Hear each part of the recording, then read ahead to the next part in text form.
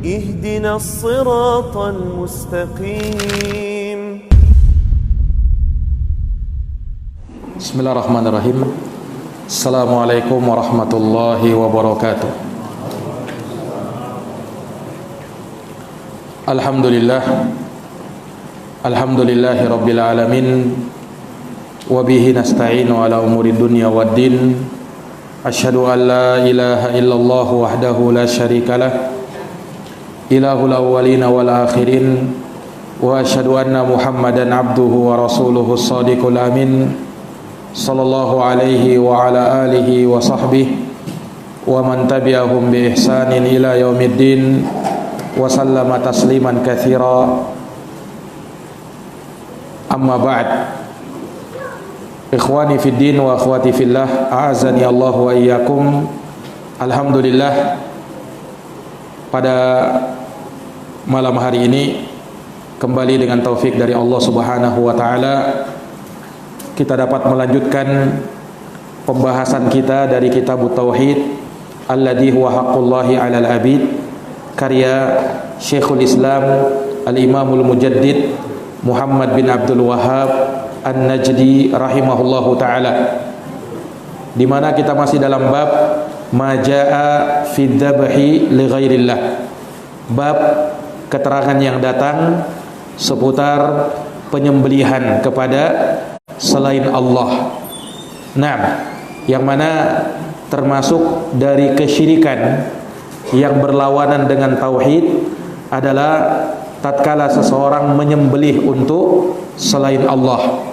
Sebab menyembelih adalah ibadah, dan ibadah hanya diperuntukkan kepada Allah.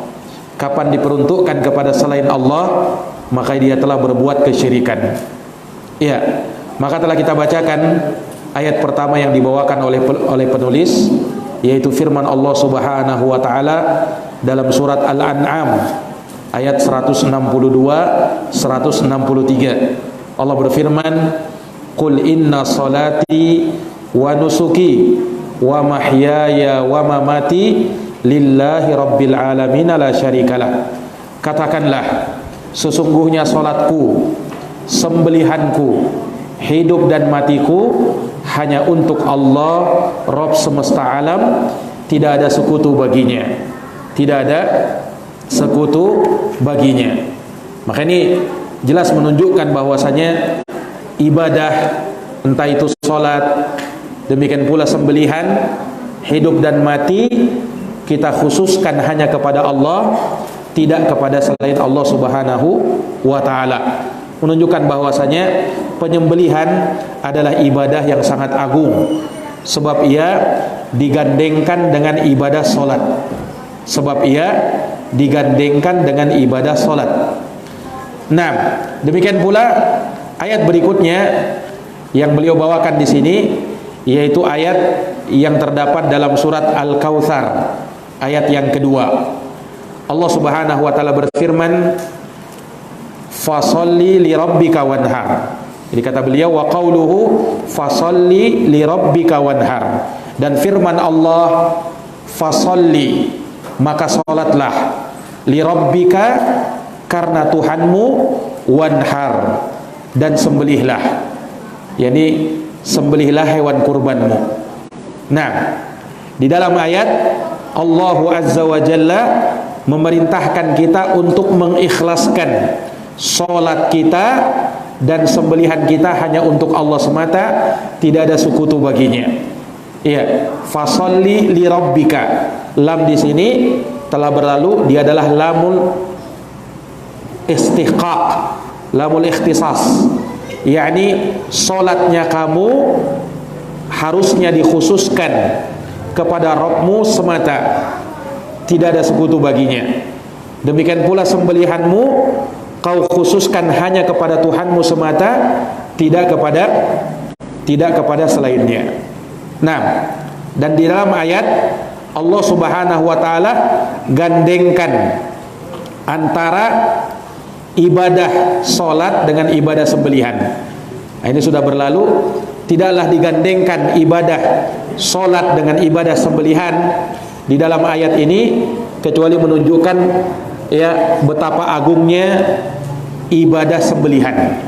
Sebagaimana kita bisa tahu betapa agungnya sholat itu, maka tidaklah dia digandengkan dengan sesuatu kecuali menunjukkan keagungan sesuatu itu.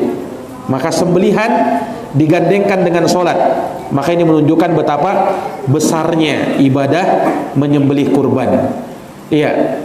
Dan sebagaimana yang telah berlalu ucapan Syekhul Islam rahimahullahu ta'ala, bahwasanya ibadah badan yang paling utama adalah sholat, sementara ibadah harta yang paling utama adalah menyembelih kurban. Nah, ini para hadirin yang dirahmati dan dimuliakan oleh Allah Subhanahu wa ta'ala. Iya, ayat ini Allah Subhanahu wa ta'ala sebutkan ya di dalam surat Al-Kautsar, ya, sebagai surat yang paling pendek di dalam Al-Qur'an.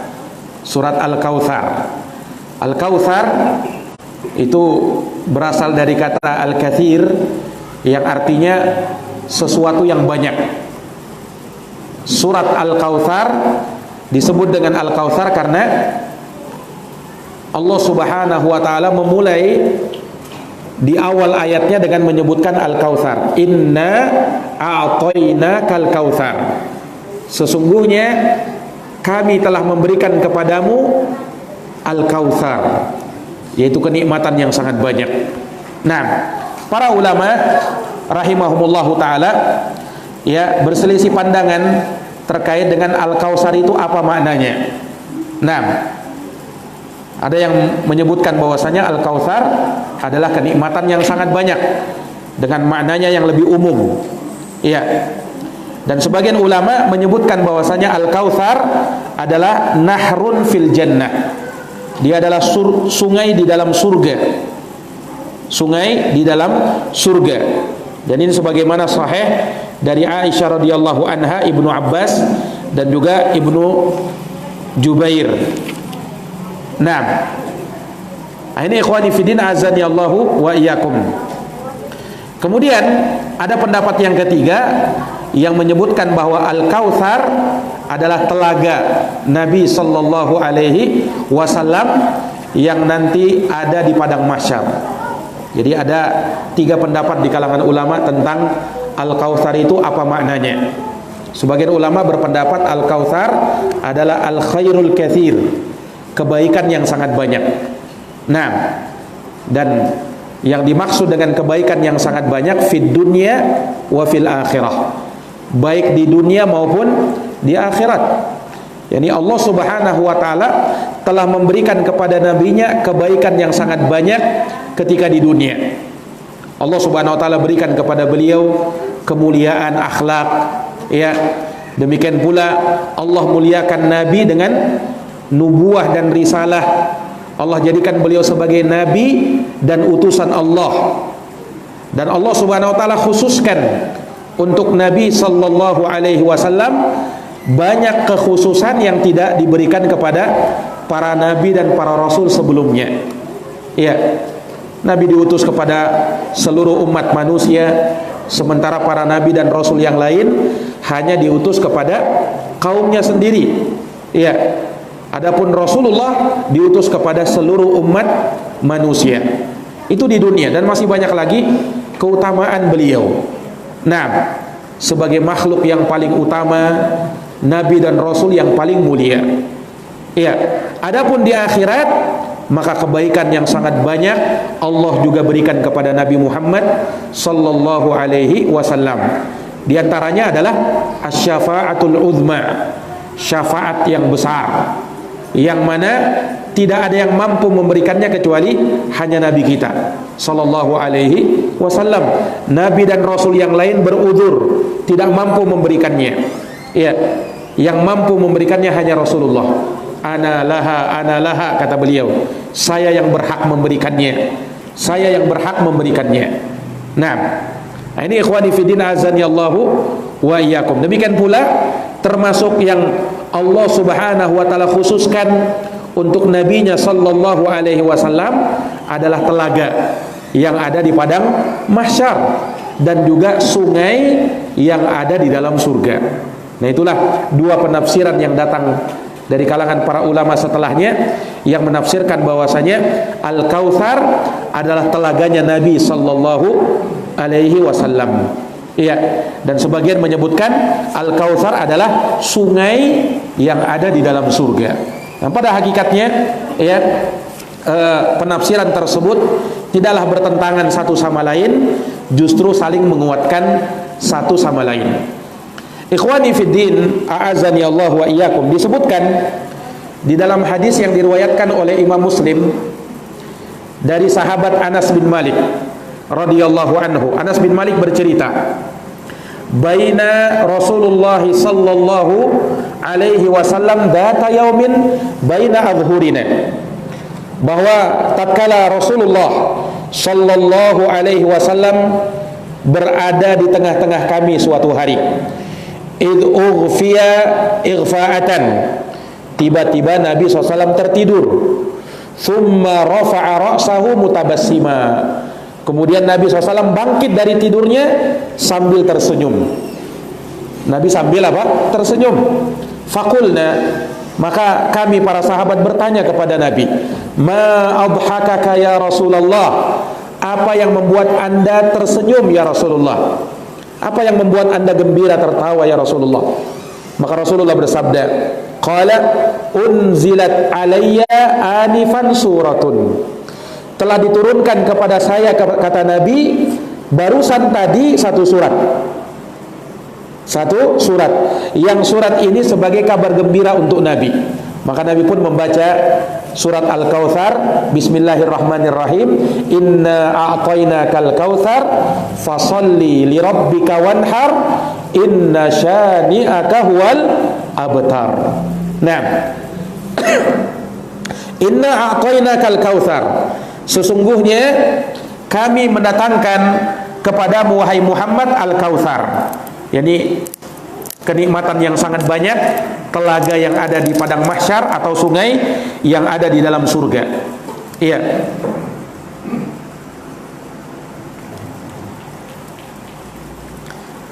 Fasalli li rabbika wanhar, maka salatlah karena Tuhanmu dan sembelihlah kurbanmu. Inna syani'aka huwal abtar, sesungguhnya orang yang mencelamu, orang yang menghinakanmu, ya, orang yang membencimu dan memusuhimu, dialah yang akan terputus. Maka ketika Nabi baca ayat ini, Rasul bertanya, atadruna mal kautsar, wahai para sahabat, tahu enggak kalian apa itu Al-Kautsar? Tahu enggak apa itu Al-Kautsar? Maka para sahabat mengatakan, Allahu wa rasuluhu a'lam, hanya Allah dan Rasulnya yang lebih tahu. Allah dan Rasulnya yang lebih tahu. Naam. Maka Rasulullah bersabda, beliau bersabda, nahrun fa innahu nahrun wa adanihi rabbih azza wa jalla, sesungguhnya Al-Kautsar itu adalah sungai yang Tuhanku Allah azza wa jalla telah menjanjikannya kepadaku. Alaihi khairun katsir, padanya terdapat kebaikan yang sangat banyak. Huwa haudun taridu alaihi ummati, dia juga merupakan telaga yang akan didatangi oleh umatku yaumal qiyamah, nanti pada hari kiamat. Lalu Nabi sebutkan sifatnya, aniyatuhu adadun nujum, bejadanya sangat banyak, ya, sejumlah bintang-bintang yang ada di atas langit, sangat banyak berarti. Fayukhtalajul abdu minhum, ya, faqulu rabbi innahu min ummati. Kemudian disebutkan bahwasanya ada seorang hamba, ya, seorang manusia yang terhalangi dari telaga tersebut, dia tidak diperbolehkan meminum dari telaga itu. Lalu aku berkata, rabbi innahu min ummati, wahai Tuhanku, dia termasuk dari umatku. Maka Rasulullah bersabda, maka dikatakan kepada beliau, ma tadri ma ahdatsat ba'dak, sesungguhnya engkau tidak tahu apa yang telah dibuatnya, apa yang telah diada-adakannya sepeninggal engkau. Ini dari perbuatan bid'ah yang mengada-ada di dalam urusan agama. Nah, ini diperingatkan. Ya, haditsnya adalah hadits yang sahih diriwayatkan oleh Imam Muslim. Nah, para hadirin yang dirahmati dan dimuliakan oleh Allah Subhanahu wa taala, ya. Maka ini penafsiran para ulama terkait dengan Al-Kautsar. Penafsiran para ulama terkait dengan Al-Kautsar. Inna a'tainakal kautsar. Sesungguhnya kami, kata Allah, telah memberikan kepadamu wahai Muhammad Al-Kautsar, nikmat yang sangat banyak, telaga yang ada di padang mahsyar, sungai yang ada di dalam surga. Sungai yang ada di dalam surga.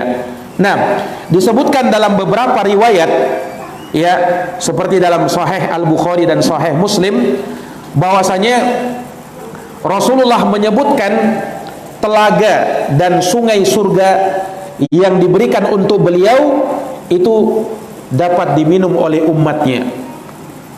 Umat beliau meminum darinya. Iya. Dan kalau dia meminum darinya, maka dia tidak akan pernah haus selama-lamanya. Yani ketika dia minum satu teguk darinya, maka orang yang meminumnya tidak akan pernah haus buat selama-lamanya. Ini saking utamanya, ya, telaganya Nabi Sallallahu Alaihi Wasallam. Dan itu sangat kita perlukan pada saat apa? Kita, ya, dikumpulkan oleh Allah di padang mahsyar. Ya, tidak ada naungan ketika itu. Nah, orang tentunya sangat kehausan. Maka dengan meminum telaganya Nabi, maka selama-lamanya tidak akan pernah kehausan. Ya. Kemudian Nabi sebutkan telaganya itu air yang ada di dalamnya, ma'uhu asyaddu bayadan minal laban. Airnya lebih putih daripada susu. Dalam satu riwayat, minas salj, lebih putih daripada salju. Nah, itu airnya. Wa ahla minal asal, rasanya lebih manis daripada madu. Raihatuhu atyabu minal misk, kemudian aromanya, wanginya itu lebih harum daripada minyak kasturi yang paling harum yang ada di dunia ini. Ya. Kemudian wahafatahu qubabud durr al mujawwaf, tepinya, ya, tepian-tepiannya itu yang apa namanya, ujung-ujungnya, pinggiran-pinggirannya itu adalah mutiara yang berongga. Ini apa namanya, kalau mungkin di dunia kita dapat tepian sungai, ya, cuman tanah atau pasir. Kalau telaganya Nabi, tepinya itu apa? Mutiara yang berongga. Nah ini tentunya sangat besar dan sangat utama. Kemudian telaganya Nabi juga disebutkan tuluhu syahrun wa arduhu syahrun. Panjangnya perjalanan sebulan, lebarnya perjalanan sebulan. Nah, man syariba minhu syurbatan lam yadma' ba'daha abadan. Siapa yang meminum darinya, maka dia tidak akan kehausan buat selama-lamanya. Subhanallah. Nah, ini dari telaga Rasulullah Sallallahu Alaihi Wasallam yang semua dari kita berharap semoga kita termasuk dari orang-orang yang diberi kesempatan untuk meminum telaganya Nabi, dari telaganya Nabi dan sungai yang ada di dalam surga. Taib, ikhwani fiddin, a'azani Allah wa iyyakum. Maka tatkala disebutkan inna a'tainakal kautsar, sesungguhnya kami telah mendatangkan kepadamu al-kautsar, kemudian disebut ayat yang kedua. Ini yang jadi pembahasan kita sebenarnya. Apa itu? Fasolli li rabbika wanhar. Maka salatlah karena Tuhanmu, wanhar, dan sembelihlah kurban. Ya, sembelihlah apa? Sembelihlah kurban. Nah, kata para ulama, ya, ayat ini menunjukkan bahwasanya sebesar-besar bentuk kesyukuran kepada Allah Subhanahu wa taala adalah menegakkan ibadah. Kenapa? Karena di ayat pertama disebutkan nikmat, ya kan? Sesungguhnya kami memberikan kepadamu wahai Muhammad apa? Al-Kautsar, kenikmatan yang sangat banyak, telaga yang ada di padang mahsyar, sungai yang ada di dalam surga. Ini nikmat kan? Kemudian di ayat yang kedua Allah perintahkan sholat dan menyembelih kurban. Nah, dari sana ulama mengatakan bahwa sebesar-besar bentuk syukur kepada Allah Subhanahu wa taala adalah dengan menegakkan ibadah. Adalah dengan menegakkan apa? Ibadah. Iya, syukur itu ada berapa rukunnya? Ada berapa yang harus kita penuhi? Hah? Ada yang tahu enggak? Orang yang bersyukur itu nanti dikatakan bersyukur kalau memenuhi beberapa perkara. Hah? Berapa? Berapa? Berapa perkara? Kurang jelas suaranya. 3. Nah, sebutkan 3 itu apa? Yang pertama, syukur, orang bersyukur kepada Allah memenuhi 3 perkara kan? Yang pertama apa?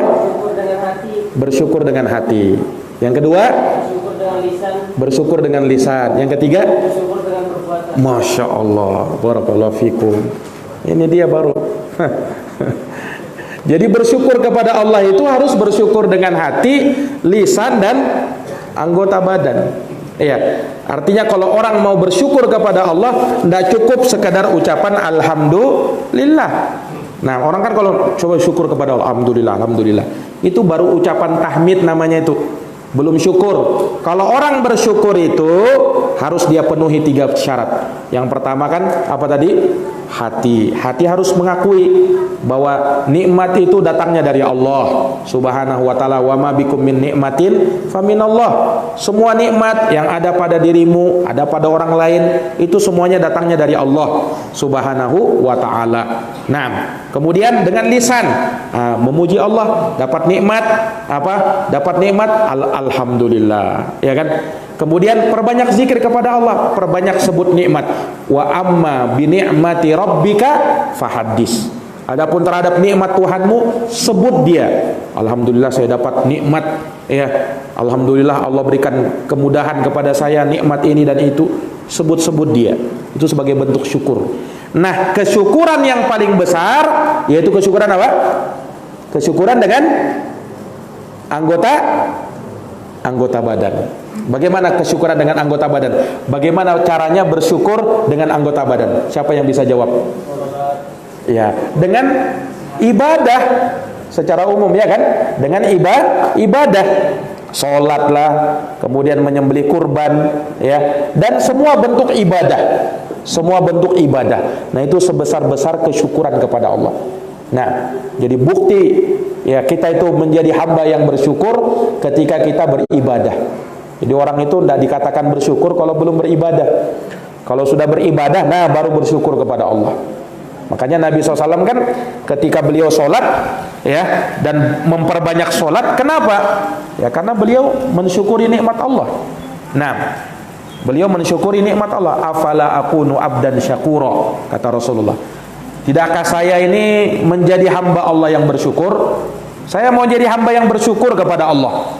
Karena banyaknya nikmat yang Allah berikan kepada beliau, maka beliau bersyukur kepada Allah. Nah, Allah secara khusus menyebutkan 2 ibadah sebagai tanda syukur kepada Allah. Yang pertama apa? Sholat. Yang kedua, menyembelih kurban. Nah, jadi kalau kita itu hamba yang bersyukur kepada Allah, lakukan sholat. Itu yang pertama. Kemudian sembelihlah kurban. Maksudnya penyembelihan di sini sebenarnya lebih umum, bukan hanya menyembelih kurban saja. Menyembelih kurban, iya. Demikian pula penyembelihan yang lainnya. Kalau dapat anak, ya kan, ada anjuran apa? Melakukan nasikah, akikah. Itu bentuk syukur kepada Allah. Kalau diberikan kemampuan, kelapangan, keluasan rezeki, lakukan akikah. Ya, jangan dapat anak tidak lakukan akikah. Akikah itu sunnah muakkadah. Sebagian ulama bahkan mewajibkan melakukan akikah itu. Kalau lahir anak laki-laki 2 ekor kambing, kalau anak perempuan 1 ekor kambing. Akikah lakukan kalau mampu. Ya kalau tidak diberikan kemampuan, ya kapan mampu saja. Nah, baru kita lakukan apa? Akikah. Ini para hadirin yang dirahmati oleh Allah. Nah, demikian pula penyembelihan hadyu, ya, penyembelihan hadyu. Nah, di antaranya juga penyembelihan kurban. Fasolli li rabbika wanhar, maka solatlah karena Tuhanmu dan sembelihlah kurbanmu. Ya, sembelihlah apa? Kurbanmu. Nah, ini para hadirin yang dirahmati dan dimuliakan oleh Allah Subhanahu wa taala. Makanya sangat banyak ya penafsiran para ulama terkait dengan ayat ini, ya. Apa yang dimaksud dengan solat di sini? dan apa yang dimaksud dengan penyembelihan kurban.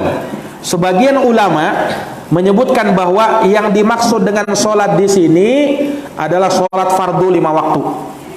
Ya, sholat fardu 5 waktu. Ada juga yang menafsirkan yang dimaksud dengan sholat di sini adalah sholat Idul Adha. Ya, karena kita di hari raya Idul Adha sebelum menyembelih kurban ngapain dulu kita? Sholat kan? Fasolli li rabbika wanhar. Sholatlah karena Tuhanmu, sholat Idul Adha, kemudian sembelihlah kurban. Nah, itulah yang kita lakukan pada hari raya Idul Adha. Sehingga sebagian ulama menafsirkan fasolli li rabbika wanhar, maksudnya apa? Sholatlah, kerjakanlah sholat Idul Adha dan sembelihlah kurban. Nah, dari sanalah sebagian ulama ada yang memfatwakan wajibnya sholat Idul Adha karena diperintah di dalam Quran. Ulama beda pendapat. Ada yang mengatakan hukumnya fardu ain, ada yang mengatakan fardu kifayah, dan ada yang mengatakan sunnah muakkadah. Ya, terlebih juga Nabi pernah memerintah. Ya, kunna nu'maru. Ya, fi Idul Adha, kami itu diperintah pada hari raya Idul Adha, ya, an nukhrija ila musallana, agar kita keluar. Ya, keluar kemana? Ke musolla, ya, ke tanah lapang untuk mengerjakan sholat. Bahkan disebutkan anak-anak gadis-gadis pingitan, wanita-wanita yang haid, ya, mereka juga disuruh keluar. Adapun wanita yang haid, mereka hanya menyaksikan menyaksikan dan mendengarkan khutbah, tidak mengerjakan sholat. Nah, ini para hadirin yang dirahmati dan dimuliakan oleh Allah Subhanahu wa taala. Dan ada penafsiran-penafsiran yang lain yang disebutkan oleh para ulama terkait dengan ayat tersebut. Fasolli li rabbika wanhar, maka solatlah karena Tuhanmu dan sembelihlah kurbanmu. Sembelihlah kurbanmu. Kemudian di akhir ayat, yakni di ayat yang ketiga, Allah berfirman, inna syani'aka huwal abtar. Sesungguhnya orang yang memusuhi kamu, orang yang membenci kamu, orang yang mencela kamu, maka dialah orang yang terputus. Dialah orang yang terputus. Disebutkan oleh para ulama, ayat ini diturunkan, ya, kepada Nabi sallallahu alaihi wasallam terkait, ya, dengan sebagian orang-orang musyrikin, ya, di zaman Nabi sallallahu alaihi wasallam yang dia berusaha mencela Nabi. Ya, secara khusus ulama beda pendapat. Ada yang menyebutkan dia adalah Abu Jahal, ada yang menyebutkan Abu Lahab, dan dari pendapat ulama yang juga masyhur, dia adalah seorang yang bernama Al-As bin Wa'il. Jadi disebutkan di dalam tafsir para ulama bahwasanya orang-orang kafir dan orang-orang munafik, mereka itu berusaha untuk bagaimana bisa menghalang-halangi tersebarnya dakwah Islam. Nah, dihalang-halangi dakwah Islam itu tersebar. Iya. Nah, bagaimana caranya mereka menghalangi dakwah Islam tersebar? Mereka melakukan fitnah demi fitnah di mana-mana. Iya, mereka melakukan fitnah demi fitnah di mana-mana. Ya, dia sebarkan isu-isu yang tidak baik untuk Nabi sallallahu alaihi wasallam. Ya, kemudian dia mencari-cari celah, ya, untuk bisa bagaimana menjatuhkan Nabi SAW. Tapi orang-orang musyrikin, mereka tidak temukan hal tersebut. Mereka mau mencela akhlak Nabi. Oh, akhlak Nabi paling sempurna. Nah, sehingga tidak ada celah di situ. Kalau mereka mau tuduh Nabi itu orangnya begini, akhlaknya tidak bagus. Oh, Nabi itu sudah dikenal, bahkan sebelum beliau diangkat menjadi Nabi dan Rasul sudah dikenal akhlaknya. Sehingga kalau ada orang yang mau menjelekkan akhlaknya Nabi, pasti orang sudah tahu ini pendusta ini. Karena semua orang Arab tahu bagaimana kemuliaan akhlaknya Rasulullah. Sehingga mereka tidak bisa mencela Nabi untuk itu. Tidak bisa mencela Nabi atau menjatuhkan Nabi dari sisi akhlak dan kepribadian beliau. Teruslah mereka cari celah-celah apa kira-kira yang bisa membuat Rasulullah SAW ini jatuh. Nah, mereka apa namanya, tebarkanlah isu-isu seperti itu. Nah, di antara yang mereka tebarkan katanya apa? Rasulullah SAW itu kawan-kawannya itu orang-orang lemah, orang-orang fuqara wal masakin wad du'afa, orang-orang lemah, fakir, miskin. Itulah kawannya Muhammad itu katanya. Jangan dekat-dekati Muhammad. Kenapa? Nanti jadi miskin juga seperti mereka itu semua orang-orang miskin. Nah, dan memang kenyataannya begitu. Ya, yang menerima dakwah Nabi SAW rata-rata orang miskin, ya, budak-budak, orang-orang lemah, ya. Sementara orang-orang pembesar, orang-orang kaya, ya, semacam Abu Jahal itu orang besar, tokoh Arab. Abu Lahab itu orang kaya. Nah, di tengah-tengah orang Arab ketika itu, orang-orang hebat, orang-orang besar, itu tidak mau menerima dakwah Islam. Sementara yang menerima dakwah Nabi orang-orang miskin, ya. Nah, mereka mencari celah di situ. Oh, jangan ikut Muhammad. Kenapa? Yang ikut mereka akan jatuh miskin. Nah, akan jatuh apa? Miskin. Subhanallah. Ya. Tetapi mereka juga kurang berhasil di situ. Akhirnya mereka cari celah lagi, cari celah lagi, cari celah lagi. Nah, mereka katakan ada satu celah. Nah, yang memunculkan ini adalah Al-As bin Wa'il. Al-As bin Wa'il. Dia katakan apa? Ketika orang-orang kafir Quraisy sibuk dengan Nabi Muhammad SAW, dia katakan Muhammad itu tinggalkan saja dia. Kenapa? Kalau nanti dia sudah mati, tidak akan ada yang meneruskan dakwanya. Kenapa? Muhammad itu abtar katanya. Muhammad itu tidak punya keturunan laki-laki. Ya, anak keturunannya cuma perempuan. Ya, namanya orang itu kan melanjutkan nasab keturunannya itu kan dari jalur laki-laki kan. Sementara Nabi memang betul anak laki-lakinya 3 orang. Siapa namanya? Al-Qasim, Abdullah, dan Ibrahim. Tiga-tiganya meninggal dunia ketika masih anak-anak. Belum 2 tahun sudah meninggal dunia. Ada yang 2 tahun meninggal dunia. Yang tumbuh dewasa cuman 4 orang putri Nabi. Zainab, kemudian Ruqayyah, Ummu Kulthum, dan Fatimah ridwanullah radhiyallahu anhunna. Nah, anak laki-laki tidak ada yang hidup, anak-anak perempuan. Si As bin Wa'il ini mengatakan begitu. Dosa kalian pusingi Muhammad itu katanya. Nanti kalau dia mati, tidak akan ada yang meneruskan dakwahnya. Biarkan aja dulu dia sekarang. Biarkan aja dulu dia sekarang. Ya, karena dia itu abtar, dia itu tidak punya keturunan laki-laki. Kalau dia sudah mati katanya berhenti dakwahnya itu. Subhanallah. Nah, Allah turunkan ayat ketiga ini membantah siapa? Si As bin Wa'il ini. Allah katakan apa? Inna syani'aka huwal abtar. Sesungguhnya orang yang mencelamu dialah yang sebenarnya abtar. Dia yang sebenarnya apa? Terputus keturunannya. Habis dia tidak pernah disebut lagi. Subhanallah. Terbukti di zaman sekarang kan. Nah, Rasulullah Muhammad SAW betul memang tidak ada keturunannya laki-laki. Tidak ada kan keturunannya laki-laki? Tidak ada. Itu cuma dari Fatimah. Kemudian dari Fatimah muncullah cucu beliau Hasan dan Husain. Tetapi masih bersambung dengan Ali bin Abi Thalib. Iya. Sementara keturunan Nabi dari laki-laki tidak ada. Tetapi bersama dengan itu, ya, apa yang terjadi? Nabi Muhammad SAW tetap dikenal oleh manusia. Ya, tetap harum nama beliau sampai hari ini dan sampai hari kiamat. Sementara Al-As bin Wa'il, kenal enggak Al-As bin Wa'il yang mencela Nabi tadi ini, yang katanya abtar? Nah, kita kenal kan? Nah, dia yang mengatakan Nabi abtar. Dan ayat ini betul-betul terbukti. Ya, bahkan dari tokoh orang-orang jahat kita pun tidak kenal. Yang tokoh jahat yang kita kenal siapa? Abu Jahal, Abu Lahab, terkenal kan? Kalau Al-As bin Wa'il kenal enggak? Mungkin sebagian kita ada yang baru dengar namanya hari ini. Ya kan? Nah, padahal dia yang ngomong ini bahwasanya Nabi itu abtar. Allah Subhanahu wa taala buktikan. Orang yang membencimu wahai Muhammad tidak disebut namanya memang. Ya, tidak disebut. Kenapa? Dilupakan orang ini. Ya, dialah yang terputus. Nah, si As bin Wa'il ini, si Al-As bin Wa'il ini apa? Dialah yang terputus. Tidak ada keturunannya siapa dia, orang tidak kenal dia. Terlebih lagi namanya juga buruk, Al-As. Apa artinya Al-As? Al-As dalam bahasa Arab artinya orang yang bermaksiat. Nah, itu Al-As artinya. Al-As bin Wa'il.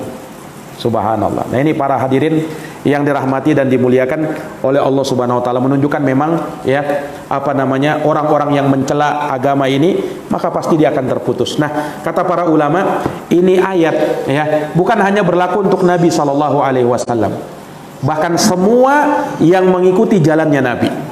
Orang yang menghina dakwah ahli sunnati wal jamaah, dakwah salafiyah, ya mengatakan dakwah ini apa? Yang membenci dakwah ini, maka kita perhadapkan dengan ayat ini pula. Inna syani'aka huwal abtar. Sesungguhnya yang membenci dakwah ini dialah yang akan terputus. Ya, sementara dakwah ahli sunnati wal jamaah, dakwah salafiyah akan terus ya ada di sepanjang masa sebagai wujud kebenaran sabda Nabi sallallahu alaihi wasallam, la tazalu ta'ifatun min ummati zahirina 'alal haqq la yadhurruhum man khalafahum wala man khadalahum hatta ya'tiya amrullahi wa hum kadzalik. Akan terus ada, kata Nabi, akan senantiasa ada ya segolongan umatku yang mereka berada di atas jalan kebenaran, yang mereka tegak di atas kebenaran al-haq, tidak membahayakan mereka orang yang menghina mereka, mencemooh mereka, ya merendahkan mereka sampai datang keputusan Allah, itu sampai datang kiamat, dan mereka tetap dalam keadaan demikian. Artinya mereka kokoh di atas jalan kebenaran itu. Ini menunjukkan bahwasanya dakwah salafiyah itu akan terus ada sampai hari kiamat. Sampai apa? Sampai hari kiamat. Nah, ini dari kabar gembira yang dikabarkan oleh Nabi kita Muhammad sallallahu alaihi wasallam. Hanya saja seorang di dalam dakwah ahli sunnah ini butuh kesabaran. Makanya kata Nabi sallallahu alaihi wasallam, orang yang berpegang teguh di atas sunnah terlebih di akhir zaman qal qabid alal jamar, seperti orang yang memegang bara api. Bara api itu ya diibaratkan seperti bara api orang yang pegang sunnah. Bagaimana? Kalau bara api itu dia pegang kuat-kuat, erat-erat, mati apinya, mati baranya, tidak dapat sunnah. Kalau dia lepaskan, tidak dapat sunnah juga. Bagaimana caranya? Ya dia tadah dengan tangannya seperti ini. Ya, terkadang dia kesakitan, terkadang dia harus memikul derita, harus dihinakan oleh orang, harus diusir, harus kata-katain seperti ini dan seperti itu. Tetapi ketika dia berada di atas jalan kebenaran, maka jangan khawatir. Allah Subhanahu wa taala yang akan memberikan pertolongan. In tansurullaha yansurkum wa yutsabbit aqdamakum. Ya, jika kalian menolong agama Allah, ya, bagaimana caranya menolong agama Allah? Hidupkan agama ini. Jalankan sunnah Nabi SAW, maka niscaya Allah akan memberikan pertolongan kepada kalian. Allah akan berikan pertolongan kepada kalian. Memang terasa asing, memang terasa aneh di tengah-tengah masyarakat, tetapi beruntunglah orang yang aneh itu. Sebagaimana sabda Nabi SAW, bada'al islamu ghariba wa sayaudu ghariban kama bada'a fatuba lil ghuraba. Ya, Islam itu awal mulanya aneh, memang asing. Ya, orang tidak kenal siapa itu, apa itu. Kemudian Islam itu akan kembali asing, kata Nabi, seperti awal mulanya muncul. Ya, asing di sini bukan artinya tidak ada orang yang memeluk Islam. Umat Islam boleh banyak, umat Islam mungkin banyak, tetapi yang mengenal kebenaran, yang betul-betul mengamalkan ajaran Islam yang murni, itu sedikit dari mereka. Sedikit di antara mereka. Nah, mereka lah yang disebut dengan al-ghuraba. Ya, kata Nabi, fatuba lil ghuraba. Maka beruntunglah orang yang dianggap asing dan aneh tersebut. Orang yang dianggap apa? Asing dan aneh tersebut. Nah, ini para hadirin yang dirahmati dan dimuliakan oleh Allah Subhanahu wa taala. Demikian halnya pengajaran terhadap tauhid. Ya, perhatian terhadap tauhid. Nah, kemudian meluruskan akidah. Ya, meluruskan akidah. Nah, dari akidah-akidah yang menyimpang, yang batil. Maka alhamdulillah dakwah ahli sunnah wal jamaah sangat perhatian terhadap pembahasan tersebut. Nah, dimanapun mereka berada, dakwah tauhid, dakwah kepada akidah yang lurus adalah prioritas dakwah mereka. Sebagaimana itu yang menjadi dakwah para nabi dan para rasul, dakwah kepada tauhid. Ya, bagaimana seseorang bisa lurus akidahnya, kemudian kuat di atas tauhid. Kenapa? Karena dia pondasi, dia dasar. Ya, percuma kita menjalankan ibadah, percuma kita melakukan amalan-amalan soleh, bahkan berakhlak dengan akhlak mulia, sementara tauhidnya tidak beres, sementara akidahnya rusak, menyimpang. Nah, ini tentunya tidak akan memberikan manfaat apa-apa. Kenapa? Seperti yang diibaratkan para ulama, ya, kalau tauhid itu adalah pondasi, tiangnya itu sholat memang, tapi pondasinya itu adalah tauhid, akidah. Ya, kita bisa tahu kalau suatu bangunan, ya, pondasinya tidak kuat, maka tidak akan bertahan lama bangunan tersebut.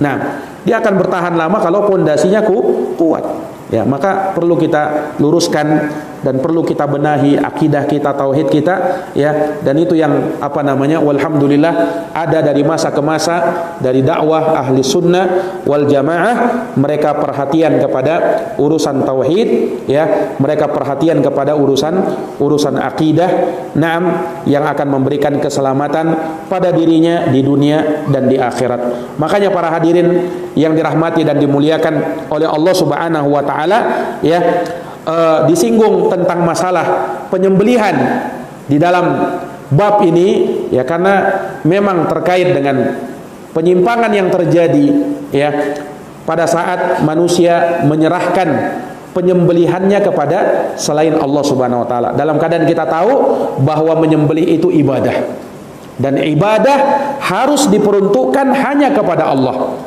Kapan kita peruntukkan untuk jin, untuk syaitan, ya, untuk selain Allah Subhanahu wa taala, maka kita telah terjatuh ke dalam bentuk kesyirikan wal iyadzubillah. Para hadirin yang dirahmati dan dimuliakan oleh Allah, mungkin ini yang bisa kita paparkan pada kesempatan maghrib kali ini. Insyaallah taala ba'dal isya kita akan lanjutkan dengan pembahasan kitab Syarhus Sunnah, ya, lil Imam Al-Barbahari rahimahullahu taala. Wallahu alam bisawab. Subhanakallahumma wa bihamdik asyhadu an la ilaha illa anta astaghfiruka wa atubu ilaik. Wassalamualaikum warahmatullahi wabarakatuh.